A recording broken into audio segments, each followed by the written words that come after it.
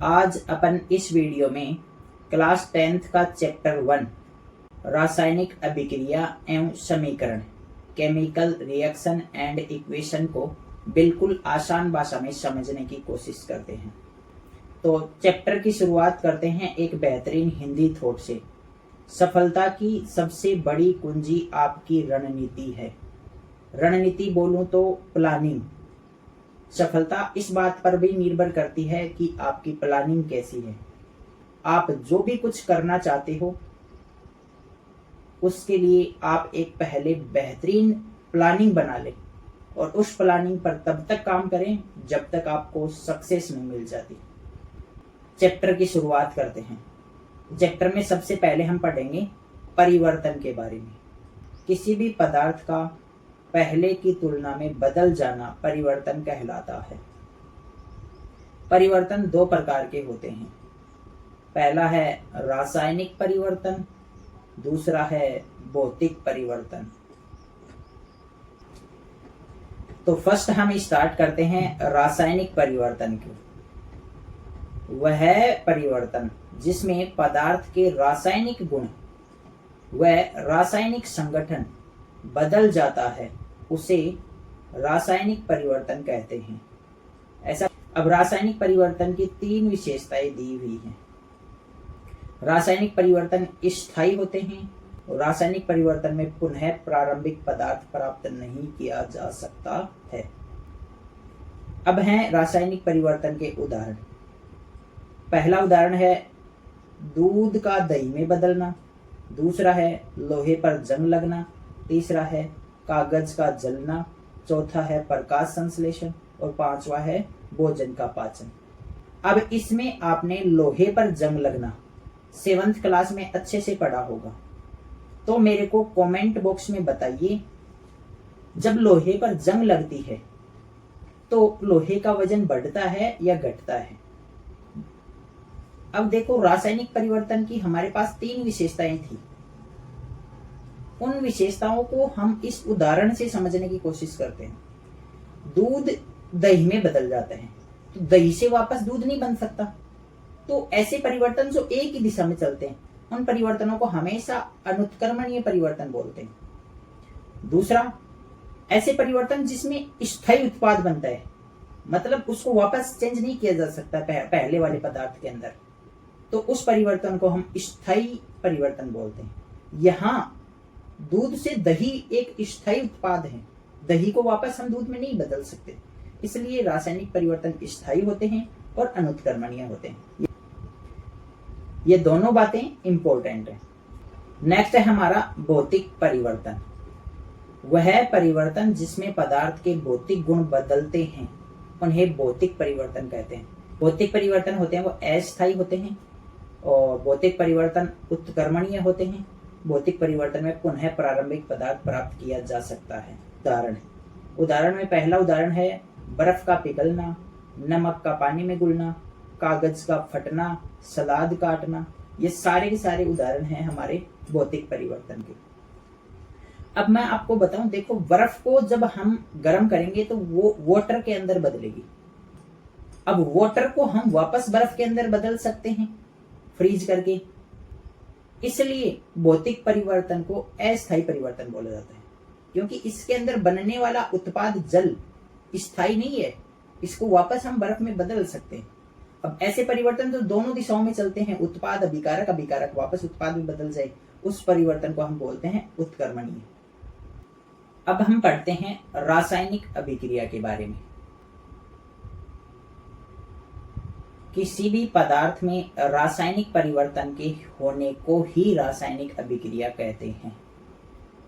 जब किसी पदार्थ के अंदर कोई रासायनिक परिवर्तन होता है तो उसके अंदर कोई ना कोई रासायनिक अभिक्रिया भी होती है। हम पढ़ते हैं रासायनिक अभिक्रिया के बारे में।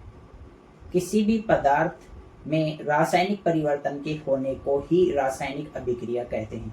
यह सबसे सिंपल और सबसे शॉर्टेस्ट डेफिनेशन है। अब इसके हमारे पास दो उदाहरण दिए हुए हैं। पहला उदाहरण है कोल का दहन और दूसरा उदाहरण है एमजी रिबन का दहन। तो उदाहरण को समझाने से पहले मैं आपको दहन के बारे में बताऊंगा। दहन क्या होता है? दहन को इंग्लिश में कंबंशन बोला जाता है। जब किसी भी पदार्थ की अभिक्रिया हम ऑक्सीजन के साथ करवाते हैं तो उस प्रोसेस को हम दहन कहते हैं, कंबंशन कहते हैं।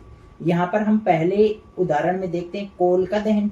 कोल बोले तो कार्बन, कार्बन का दहन करवाएंगे तो कार्बन की रिएक्शन करवाएंगे ऑक्सीजन के साथ, कार्बन और ऑक्सीजन रिएक्शन करेंगे तो बनेगा कार्बन डाइऑक्साइड। इसी प्रकार Mg रिबन का दहन, मैग्नीशियम के फित्ते का दहन, तो मैग्नीशियम के फित्ते का दहन करवाएंगे तो Mg की रिएक्शन किससे करवाएंगे, ऑक्सीजन से करवाएंगे और हमें प्राप्त होगा मैग्नीशियम ऑक्साइड MgO। अब किसी भी रासायनिक अभिक्रिया के दो पार्ट होते हैं, पहला होता है अभिकारक या क्रियाकारक, दूसरा होता है उत्पाद। अभिकारक या क्रियाकारक किसे कहा जाता है, वे पदार्थ जो रासायनिक अभिक्रिया में भाग लेते हैं उन्हें अभिकारक या क्रियाकारक कहा जाता है। और दूसरा है उत्पाद। रासायनिक अभिक्रिया में बनने वाले नए पदार्थों को उत्पाद कहा जाता है। जैसे कि हमारे पास ये एक रासायनिक अभिक्रिया है जिसके अंदर मैग्नीशियम ऑक्सीजन के साथ अभिक्रिया करके मैग्नीशियम ऑक्साइड बनाता है। तो इस अभिक्रिया के अंदर दो चीजें भाग ले रही हैं, मैग्नीशियम और ऑक्सीजन। इन दोनों के मिलने से रासायनिक अभिक्रिया हुई है, तो इन दोनों को तो हम बोलेंगे अभिकारक, और जो नया पदार्थ बना है हमारे पास मैग्नीशियम ऑक्साइड, इसको हम बोलेंगे उत्पाद। तो मैं ये भी बोल सकता हूं कि किसी भी रासायनिक अभिक्रिया के अंदर अभिकारक या क्रियाकारक उत्पाद के अंदर बदलते हैं, तो बिल्कुल सही होगा। किसी भी रासायनिक अभिक्रिया के अंदर क्रियाकारक या अभिकारक उत्पाद के अंदर बदलते हैं, और जो पदार्थ अभिक्रिया के अंदर भाग लेते हैं उनको हम बोलते हैं अभिकारक, और जो नया पदार्थ बनता है उसको हम बोलते हैं उत्पाद। अब नोट के अंदर यही लिखा हुआ है, किसी रासायनिक अभिक्रिया में अभिकारक उत्पाद में बदलते हैं। अब हम नेक्स्ट पढ़ते हैं रासायनिक अभिक्रिया की विशेषताएं या पहचान करना। किसी भी रासायनिक अभिक्रिया की हम पहचान कैसे कर सकते हैं। निम्नलिखित अभिलक्षण के आधार पर हम किसी रासायनिक अभिक्रिया की पहचान कर सकते हैं। अब कौन कौन से अभिलक्षण हैं, वो ये 6 अभिलक्षण हैं जिनके द्वारा हम किसी रासायनिक अभिक्रिया की पहचान कर सकते हैं। पहला अभिलक्षण है रंग में परिवर्तन, दूसरा है भौतिक अवस्था में परिवर्तन, तीसरा है ताप में परिवर्तन, चौथा है प्रकाश या उष्मा का निकलना, पांचवा है अवक्षेप का बनना, छठा है गैस का उत्सर्जन। अब इन सभी को हम एग्जाम्पल के द्वारा समझने की कोशिश करते हैं। अब हम पढ़ते हैं रासायनिक अभिक्रिया का पहला अभिलक्षण रंग में परिवर्तन। इसको समझने के लिए मैं एक बीकर के अंदर हल्के नीले रंग का कॉपर सल्फेट विलयन लेता हूं और उस कॉपर सल्फेट विलयन के अंदर 2 लोहे की कील डाल देता हूं। तो हम कुछ समय बाद में देखते हैं जो कॉपर सल्फेट का नीला रंग था वो हल्के हरे रंग में बदल गया। अब इसमें यहाँ पर रंग में परिवर्तन हुआ है, तो रंग में परिवर्तन का मतलब यहाँ पर कोई ना कोई रासायनिक अभिक्रिया संपन्न हुई है। देखो, जब हमने कॉपर सल्फेट की अभिक्रिया करवाई आयरन के साथ, लोहे की कील का मतलब आयरन के साथ करवाई, तो यहाँ पर जो लोहा है वो अधिक क्रियाशील तत्व है, इसलिए यह अधिक क्रियाशील तत्व Fe इस Cu को क्या कर देगा, यहां से बाहर निकाल देगा और खुद यौगिक बना लेगा FeSO4 आयरन सल्फेट। और आयरन सल्फेट का रंग होता है वो हल्का हरा रंग होता है। हल्के नीले रंग के विलयन कॉपर सल्फेट की अभिक्रिया आयरन के साथ करवाने पर हमें हल्के हरे रंग का विलयन आयरन सल्फेट व कॉपर प्राप्त होता है। यह सबसे इंपॉर्टेंट अभिलक्षण है किसी भी रासायनिक अभिक्रिया का और बहुत बार एग्जाम में पूछा जाता है। अब हम चलते हैं रासायनिक अभिक्रिया के दूसरे अभिलक्षण पर, भौतिक अवस्था में परिवर्तन। कार्बन मोनोऑक्साइड गैस की अभिक्रिया हाइड्रोजन गैस के साथ करवाने पर हमें द्रव्य पदार्थ मेथेनॉल प्राप्त होता है। जब हम carbon monoxide gas CO gas की अभिक्रिया हाइड्रोजन गैस के साथ करवाते हैं तो हमें द्रव्य पदार्थ मेथेनॉल प्राप्त होता है। यहाँ पर देखो अवस्था में परिवर्तन हुआ है। इन दोनों अभिकारकों की जो अवस्था है वो गैसीय अवस्था है और जो उत्पाद की भौतिक अवस्था है वो द्रव्य अवस्था है। तो यहाँ अवस्था में परिवर्तन हुआ है, इसलिए हम यह बोल सकते हैं यहाँ पर रासायनिक अभिक्रिया हुई है। अब हम पढ़ते हैं रासायनिक अभिक्रिया का तीसरा अभिलक्षण, ताप में परिवर्तन। जब हम ठोस CaO की अभिक्रिया जल के साथ करवाते हैं तो हमें CaOH का होल ट्वाइस प्राप्त होता है तथा इस अभिक्रिया में अत्यधिक मात्रा में हीट उत्पन्न होती है और इस हीट से ही इस कैल्शियम हाइड्रोक्साइड के विलयन का टेम्परेचर बढ़ जाता है और टेम्परेचर का बढ़ना ही रासायनिक अभिक्रिया का अभिलक्षण है। अब यहाँ पर इंपॉर्टेंट बात है CaO का रासायनिक नाम है कैल्शियम ऑक्साइड और इसको बिना बुझा चूना भी कहा जाता है और इसी को इंग्लिश के अंदर क्विक लाइम कहा जाता है, क्विक लाइम। इसी के साथ CaOH का होल ट्वाइस, इसका रासायनिक नाम है कैल्शियम हाइड्रोक्साइड और इसको बुझे हुए चूने का पानी भी कहा जाता है और इसका इंग्लिश नाम है स्लेक लाइम। तो मैं आपको बता दूं, जब कैल्शियम ऑक्साइड बोले तो बिना बुझा चूना क्विक लाइम की अभिक्रिया जल के साथ करवाने पर कैल्शियम हाइड्रोक्साइड बुझा हुआ चूने का पानी प्राप्त होता है। इसके साथ ही अभिक्रिया में अत्यधिक मात्रा में ऊष्मा उत्पन्न होती है और इसी ऊष्मा से इस विलयन का टेम्परेचर बढ़ जाता है। अब हम पढ़ते हैं रासायनिक अभिक्रिया के फोर्थ अभिलक्षण, प्रकाश या ऊष्मा का निकलना। जब हम मैग्नीशियम रिबन का दहन करवाते हैं, दहन का मतलब ऑक्सीजन के साथ अभिक्रिया करवाते हैं, तो हमें मैग्नीशियम ऑक्साइड प्राप्त होता है और इस अभिक्रिया के साथ साथ हमें लाइट प्राप्त होती है और हीट प्राप्त होती है। तो प्रकाश का निकलना और ऊष्मा का निकलना ये भी रासायनिक अभिक्रिया का विलक्षण है। मैग्नीशियम के रिबन को वायु की उपस्थिति में जलाने पर मैग्नीशियम रिबन चमकदार सफेद ज्वाला के साथ जलता है जिससे अत्यधिक मात्रा में प्रकाश व ऊष्मा उत्पन्न होती है। अब यहाँ पर एग्जाम में ये क्वेश्चन पूछा जाता है कि जब हम मैग्नीशियम रिबन का दहन करवाते हैं तो मैग्नीशियम रिबन किस कलर की ज्वाला के साथ जलता है, तो आप बताएंगे मैग्नीशियम रिबन चमकदार सफेद ज्वाला के साथ जलता है। हम प्रत्येक टॉपिक को धीरे धीरे पढ़ रहे हैं और इसी प्रकार से कंप्लीट पूरे चैप्टर को समझने की कोशिश करेंगे, बिल्कुल आसान भाषा में। अगर आपको कोई भी किसी भी प्रकार का डाउट होता है तो आप कमेंट बॉक्स में जरूर पूछें। रासायनिक अभिक्रिया का पांचवा अभिलक्षण है अवक्षेप का बनना। इस अभिलक्षण को पढ़ने से पहले मैं आपको अवक्षेप के बारे में बताऊंगा। अगर आपको कोई पूछे कि अवक्षेप किसे कहते हैं तो आप बताना, जब किसी रासायनिक अभिक्रिया के अंदर कोई ठोस अघुलनशील पदार्थ बनता है, उसी ठोस अघुलनशील पदार्थ को हम क्या बोलते हैं, अवक्षेप बोलते हैं। और ऐसी रासायनिक अभिक्रियाएं जिनमें अवक्षेप का निर्माण होता है उन्हें हम अवक्षेप अभिक्रिया कहते हैं। तो ध्यान रखें, अवक्षेप क्या होता है, ठोस अघुलनशील उत्पाद होता है। जब हम लेड नाइट्रेट, जब हम एक बीकर के अंदर लेड नाइट्रेट का विलयन लेते हैं जो रंगहीन होता है तथा दूसरे बीकर के अंदर पोटेशियम आयोडाइड का रंगहीन विलयन लेते हैं, और जब इन दोनों विलयनों को आपस में मिलाते हैं तो हम देखते हैं हमें दो चीजें प्राप्त होती हैं। पहला तो विलयन प्राप्त होता है पोटेशियम नाइट्रेट का और उसके साथ ही इस विलयन के पेंदे में पीले पीले कण जमे होते हैं जिनको हम बोलेंगे लेड आयोडाइड।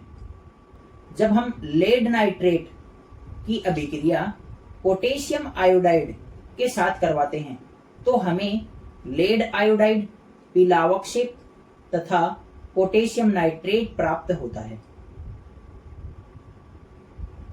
अब जो ये ठोस उत्पाद है लेड आयोडाइड, ये पीले रंग का ठोस उत्पाद है और ये अघुलनशील है, इसलिए इसको हम बोलेंगे ये अवक्षेप है और ये पात्र के पेंदे में बैठ जाएगा। हम क्या करते हैं, एक बीकर के अंदर लेते हैं लेड नाइट्रेट, दूसरे बीकर के अंदर लेते हैं पोटेशियम आयोडाइड, और ये दोनों विलयन है वो रंगहीन है। जब इन दोनों को मिलाते हैं तो हमें दो चीजें प्राप्त होती हैं। एक तो प्राप्त होता है पोटेशियम नाइट्रेट जो विलयन बनाता है, और इसके साथ साथ इस विलयन के पेंदे में, बॉटम में लेड आयोडाइड के पीले कण जमा होते हैं। अब ये लेड आयोडाइड के पीले कण ठोस हैं और अघुलनशील हैं, इसलिए लेड आयोडाइड को हम बोलेंगे ये क्या है, अवक्षेप है। तो आप ध्यान रखें, आपको बहुत बार एग्जाम में पूछा जाता है कि PbI2 लेड आयोडाइड का रंग कैसा होता है, तो आप बताएंगे ये ठोस अघुलनशील अवक्षेप होता है और इसका रंग पीला होता है। हम रासायनिक अभिक्रिया के लास्ट अभिलक्षण के बारे में पढ़ते हैं, गैस का उत्सर्जन। जब तनु सल्फ्यूरिक अम्ल की अभिक्रिया जिंक धातु के साथ करवाने पर जिंक सल्फेट व हाइड्रोजन गैस प्राप्त होती है। जब हम H2SO4 की अभिक्रिया जिंक से करवाते हैं तो हमें ZnSO4 और हाइड्रोजन गैस प्राप्त होती है।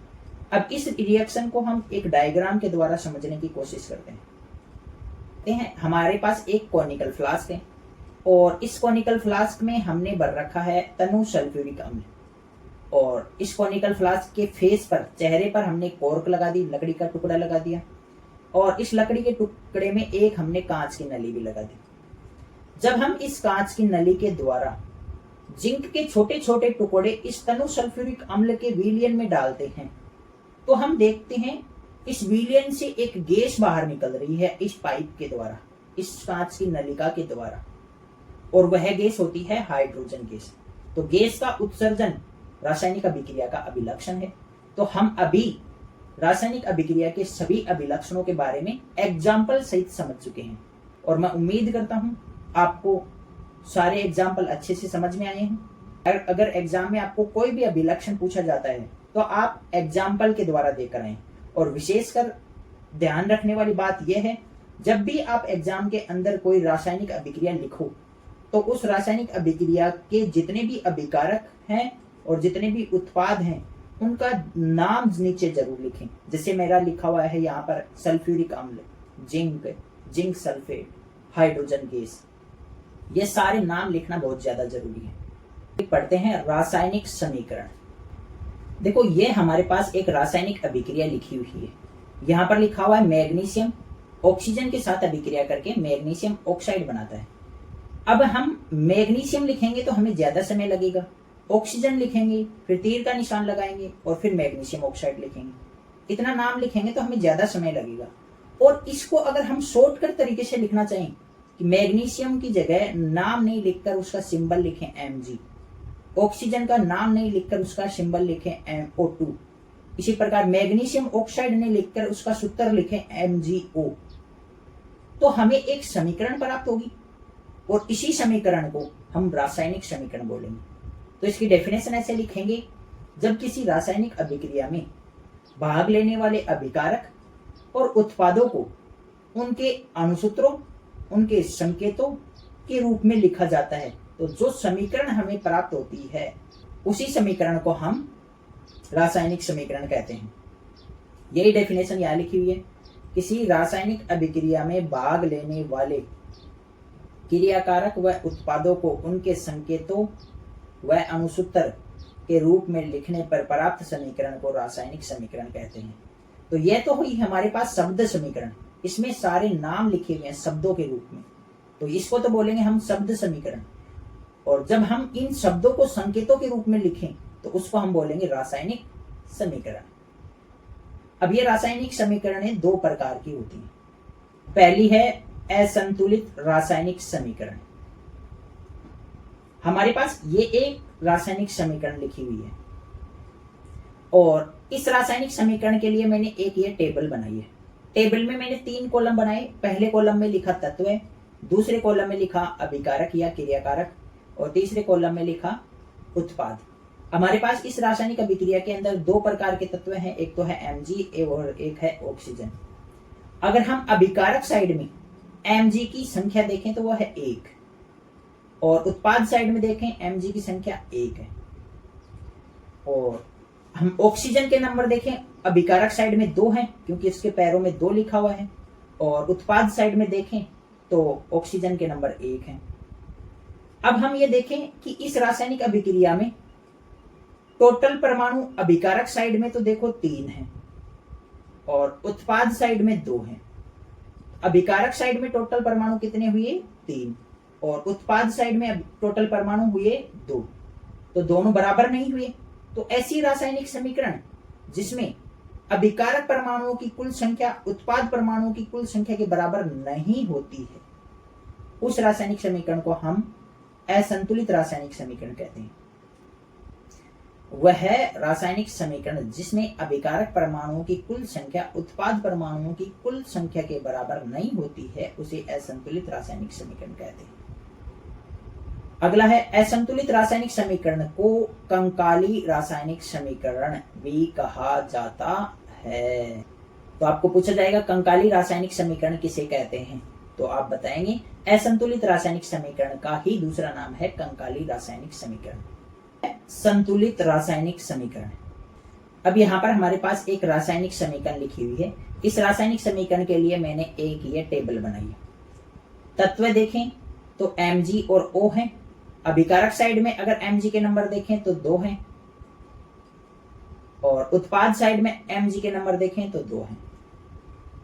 ऑक्सीजन के नंबर देखें अभिकारक साइड में 2 हैं और उत्पाद साइड में देखें तो 2 हैं।